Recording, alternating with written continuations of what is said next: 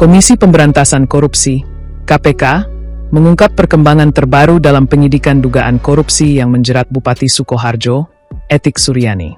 Penyidik menduga aliran dana hasil pemerasan yang diterima Etik mencapai lebih dari 37 miliar rupiah.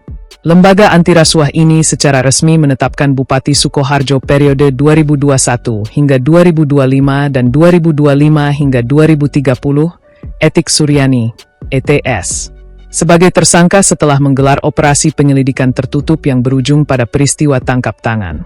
Dalam konferensi pers yang berlangsung di Gedung Merah Putih KPK, Jakarta, Sabtu, 11 Juli 2026, Deputi Penindakan dan Eksekusi KPK Asep Guntur Rahayu memaparkan bahwa Etik Suryani diduga meraup uang miliaran rupiah dari praktik pemerasan terhadap bawahannya sendiri.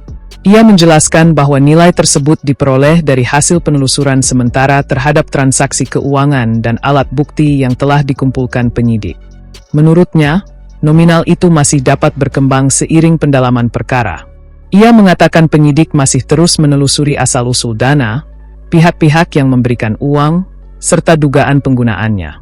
Pendalaman tersebut dilakukan melalui pemeriksaan saksi, analisis dokumen, dan penelusuran aliran transaksi keuangan.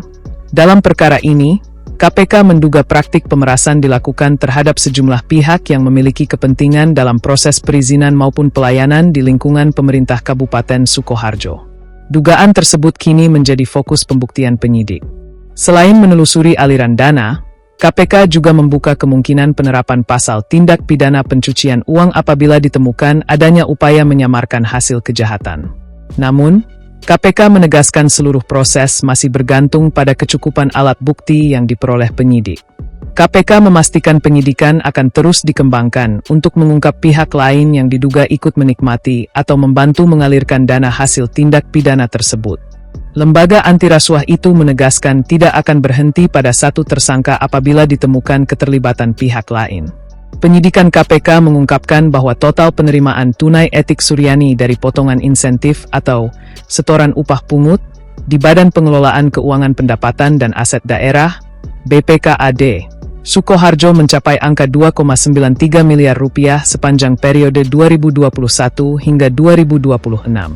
Etik memerintahkan Kepala BPKAD Kabupaten Sukoharjo, Richard Trihandoko, RCH, untuk memotong sekitar 40% dari insentif yang seharusnya diterima oleh para pegawai.